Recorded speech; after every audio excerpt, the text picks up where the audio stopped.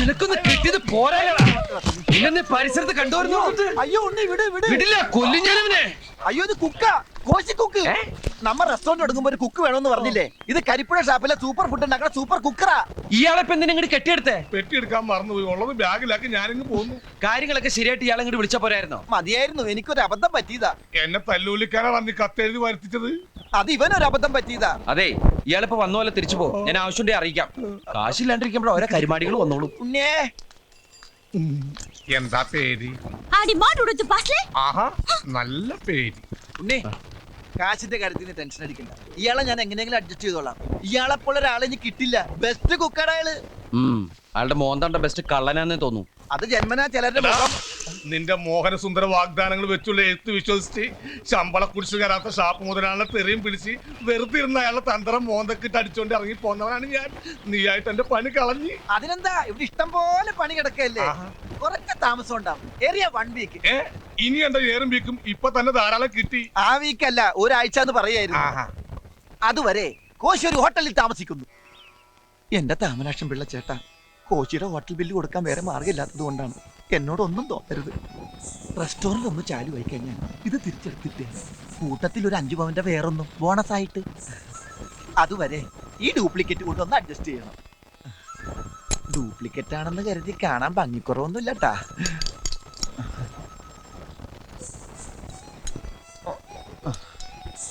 ദയവ് ചെയ്ത് ചെണ്ട കൊട്ടി ഉണ്ണിയെ അറിയിക്കരുത്. ചെണ്ട വിദ്വാനായതുകൊണ്ട് പറഞ്ഞതാ. അവൻ അറിഞ്ഞ എന്റെ മുഖത്ത് ചെണ്ടമേളം നടത്തും. ഈശ്വര,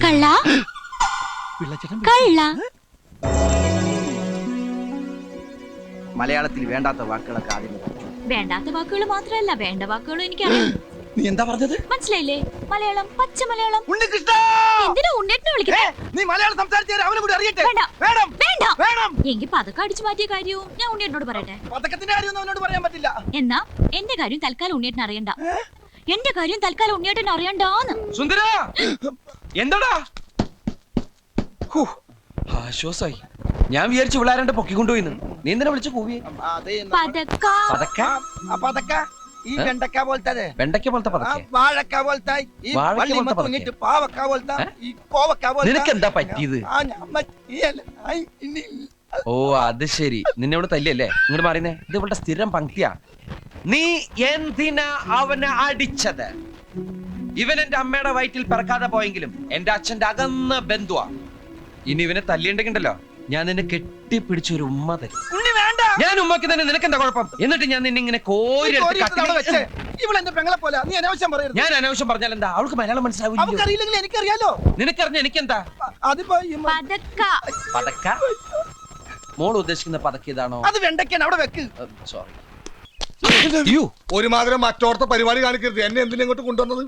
mobile restaurant cook food and accommodation കൊടുത്തോളാന്ന് പറഞ്ഞ് എന്നെ ആ ഹോട്ടലിലാക്കിയിട്ട് ദിവസം 3 ആയി. ഒന്നങ്ങൾ തിരിഞ്ഞു നോക്കിയാ അവസാന ഹോട്ടലിലെ ബില്ല് പേ ചെയ്യാൻ 45 കിലോ മാവിന്റെ പൊറോട്ട ഒറ്റയടിക്ക് നിന്ന ഇരിപ്പിന് അടിച്ചു കൊടുത്തിട്ടാ ഞാൻ പോകുന്നത്. അങ്ങനെ ഒരു കല എന്റെ കയ്യിലില്ലായിരുന്നു. ഞാൻ എന്ത് ചെയ്യായിരുന്നു? ഇന്ന് തീരുമാനിച്ചോളാം ഞാൻ അവിടെ വേണോ വേണ്ടെന്ന്. ഞാൻ പൊറോട്ട അടിച്ചെടുത്ത ഹോട്ടലിൽ എന്റെ അടി കണ്ട് അവിടെ തുടരാൻ താല്പര്യമുണ്ടോന്ന് ചോദിച്ചിരിക്കുക. അയ്യോ കോശി, ഷെഡേന്നൊരു തീരുമാനം എടുക്കരുത്. ഒരു 2-3 ഡേയ്സ്, അതിനുള്ളിൽ എല്ലാം ശരിയാവും. ഉറപ്പാണോ? ഒന്ന് പറഞ്ഞു വിടറാ. ഞാൻ പറഞ്ഞു കൊടുക്കാം. അയ്യോ കോശി, ചടയെന്നൊരു തീരുമാനം എടുക്കരുത്. ഒരു 2-3 ഡേയ്സ്, അതിനുള്ളിൽ എല്ലാം ശരിയാവും. അത് തന്നെയല്ലേ ഈ മോലാലും പറഞ്ഞത്. അതേ ഉള്ളു ഇപ്പൊ എന്റെ കയ്യില്. കോശി ധൈര്യമായിട്ടിരിക്കെ. ഞങ്ങൾക്കില്ലേ കോശിന് ഞങ്ങളുടെ കൂടെ കൊടുന്നു. ഇതിന്റെ ക്ഷീണം തീർക്കാൻ വേണ്ടിട്ട് കോശിക്ക് നല്ല അടിപൊളി ചെലവ്. ചിരിച്ചേ? ശരിയൊക്കെ ചെലവിട്ട് മതി. ചിരിപ്പിക്കല്ലേ, ഞാൻ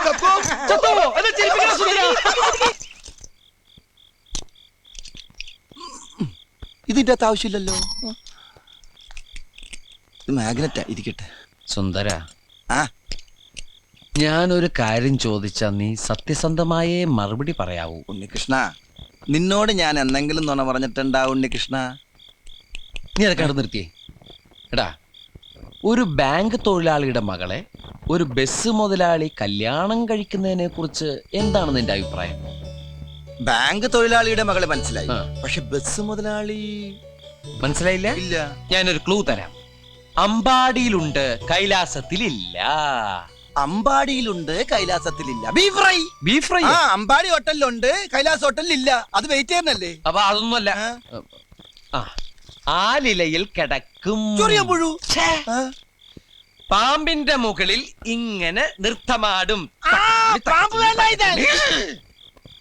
നീല നിറത്തിലുള്ള ഉജാല ഉജാല ഉജാല വേണ്ട വേണ്ട എല്ലാം മാക്കി വെണ്ണ കട്ടു തിന്നുന്നവൻ. Milma president may I coming? Yes come in. ഞാൻ എവിടെ കിടക്കണ്ടേ? എന്റെ മടി കിടക്കണോ? അല്ല എനിക്ക് ഉറങ്ങാനായിട്ട്. ഞാൻ താരായിട്ട് പാടിത്തരാം. വേണ്ട, എനിക്ക് പാട്ട് കേട്ട് ഉറക്കാൻ പറ്റില്ല. എടോ വണ്ടിയിൽ ഇഷ്ടം പോലെ സ്ഥലമുണ്ട്, എവിടെയെങ്കിലും പോയി കിടക്ക് പോ. ശരി മുതലാളി.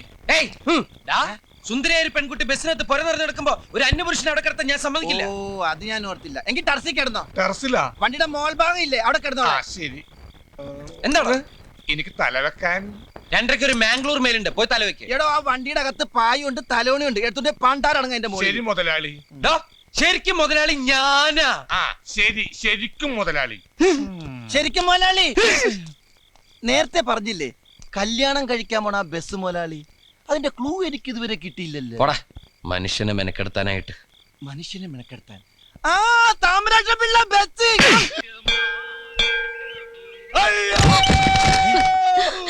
എന്തോ ഒരു ശബ്ദം കേട്ടത്? കോശിയുടെ ശബ്ദമല്ല കേട്ടത്. അപ്പൊ ടർസിന്റെ മുകളിൽ നിന്നായിരിക്കും. കൊന്ത ഏശി അല്ല, എന്താ കോശി? ഞാനിവിടെ താഴെയുണ്ട്. എന്താ പറ്റി? മുള്ളാൻ മുട്ടിയപ്പോ വീട്ടിൽ ഓർമ്മ വെച്ച് മുറിന്ന് മുറ്റത്തേക്ക് ഇറങ്ങിയതാ. എന്തായാലും മുറ്റത്തെത്തിയല്ലോ, ഇനി മുള്ളല് കഴിയട്ടെ. അത് താഴേക്ക് ലാൻഡ് ചെയ്തപ്പോ തന്നെ പോയി. കോശി വീണതുകൊണ്ടൊരു ഗുണമുണ്ടായി. എന്താ? കൃത്യസമയത്ത് ഉണരാൻ പറ്റി. അലാറം വെക്കാണ്ട കിടന്നത്. അല്ല കോശി ഇവിടെ സ്ഥിരമായിട്ട് ഉണ്ടാവെങ്കിലേ അലാറം വെക്കുന്ന ടൈപ്പീസ് നമുക്ക് അങ്ങോട്ട് വിൽക്കായിരുന്നു. സംസാരിച്ച സമയം കണ്ട് വേഗം റെഡിയാവാൻ നോക്ക്, നമുക്ക് പോണ്ടേ? എവിടെ പോകുന്നു? ഇന്നലെ പറഞ്ഞ ആ അടിപൊളി ചെലവിന്റെ കാര്യം മറന്ന? ഓ, കോശിയുടെ വീഴ്ചയിൽ ഞാനത് അങ്ങോട്ട് മറന്നു. ഞാൻ വീഴ്ചയില ഓർത്തത്. ഇതാ കാശ്. ആ, ബാക്കി എല്ലാം സെറ്റപ്പ് ആക്കി വെക്കുക. അപ്പോഴും ഞങ്ങൾ ഇങ്ങോട്ട് വരാം.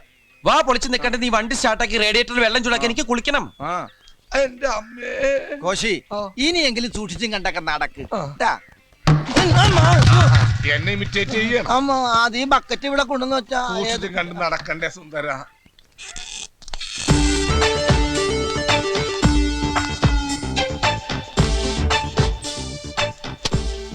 ഒരു ബാങ്ക് മാനേജറുടെ മുറിയിലേക്ക് വരുമ്പോ ചില മര്യാദകളൊക്കെ പാലിക്കേണ്ടതുണ്ട്.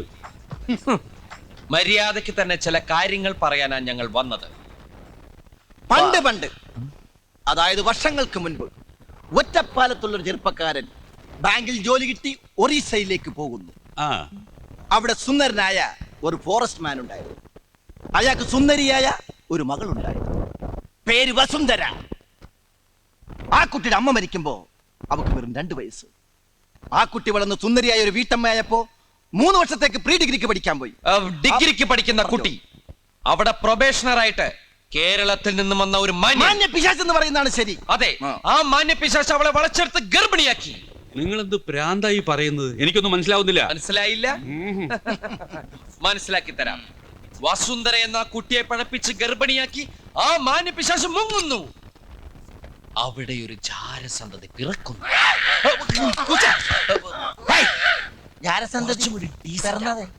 പിശാച് ഇവിടെ വന്ന് ഒരു കല്യാണമൊക്കെ കഴിച്ച് ബാങ്കിൽ ജോലി നോക്കി സുഖമായിട്ട് ജീവിക്കുന്നു. ഇപ്പോഴും മനസ്സിലായില്ല? വേണമെങ്കിൽ ഒരു ക്ലൂ തരാം. തലയിൽ മുടിയില്ല. ഞങ്ങളുടെ മുന്നിൽ ഇരിപ്പുണ്ട്. നിങ്ങളുടെ സ്വന്തം രക്തത്തിൽ പിറന്ന പെൺകുട്ടി ഇപ്പൊ ഞങ്ങളുടെ കൂടെയുണ്ട്. ഇപ്പൊ ഞങ്ങൾ ഇത് മറ്റാരോടും പറഞ്ഞിട്ടില്ല. പറയേണ്ടി വന്നേക്കും.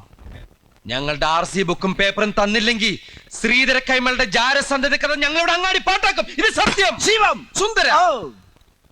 പിന്നെ സാറിന് ഈ ഓഞ്ഞ മൊട്ടത്തല പുറത്ത് കാട്ടി ആകാശം നോക്കി നടക്കാൻ കഴിയില്ല. ബ്ലാക്ക് മെയിൽ ചെയ്യണോ? No, white mail. ഞാൻ പുറത്തുണ്ടാവും ഉണ്ണി. നിനക്കൊന്നും ഇനി ഒരു അളവുമില്ല. 24 മണിക്കൂറിനകം ഞാൻ തന്ന കാശ് തിരിച്ചു തന്നില്ലെങ്കിൽ നിന്റെ ചക്കട വണ്ടി ഞാൻ ജപ്തി ചെയ്യും.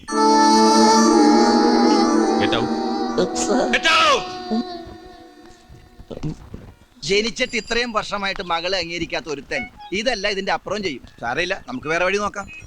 എന്തായാലും പറ്റിയത് പറ്റി. തൽക്കാലം അവളോട് പറയണ്ട. പറ്റിയതും കിട്ടിയതും പറയണ്ട.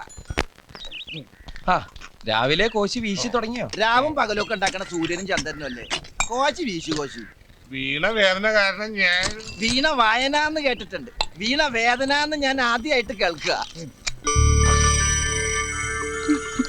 വസന്തിക്ക് ഇഷ്ടായില്ലെന്ന് തോന്നുന്നു. അതിന് ഞാൻ വസന്തിക്ക് കൊടുത്തില്ലല്ലോ.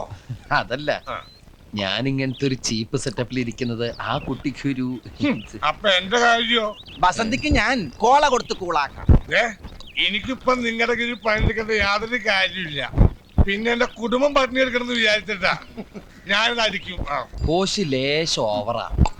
ഞാൻ ഓവറൊന്നുമല്ല, ഒരു 6 റുപ്യ അടിച്ചിട്ടുണ്ട്. ആഹാ, വസന്തിക്ക് ഞാൻ കോള കൊടുത്തിട്ട് ഇപ്പൊ വരാം.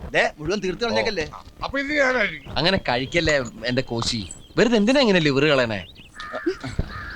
എന്താ ഇവിടെ ഒരു കലാപരിപാടി? അത് കുക്കിന് ചെറിയൊരു ട്രീറ്റ്. ഇത് വസന്തി എന്താ ഇത്? കോള. ഭയങ്കര മേലുവേദന, ഞാനൊന്നും മയങ്ങട്ടെ. അപ്പൊ ഓക്കെ, ഗുഡ് നൈറ്റ്. ടെറസിന്റെ മുകളിലേക്ക് പോവല്ലേ, ആ. മുറ്റത്തേക്ക് ഇറങ്ങണ്ട. ഇതാ ഇത് വെച്ചോ, ആവശ്യം വരും. ഇതെന്താ യൂറിസ്റ്റ? ആ, എന്റെ മോലാളി, ഞാൻ ഈ ടെറസിലേക്കില്ല, വല്ല മറച്ചോട്ടിലും കിടന്നോളാം. അതാ നല്ലത്. തടത്തിന്റെ മുകളിൽ കിടന്നാലും രാവിലെ താഴെ ഉണ്ടാവും. അപ്പൊ പിന്നെ താഴെ കിടക്കുന്നല്ലേ നല്ലത്. ഞാൻ എവിടെയും കിടന്നോളാം. എന്നാലേ ഞാൻ ആ ടെറസിന്റെ മുകളിൽ കയറി പായ തലോനെ എടുക്കണ്ടേ. ആ, ആ.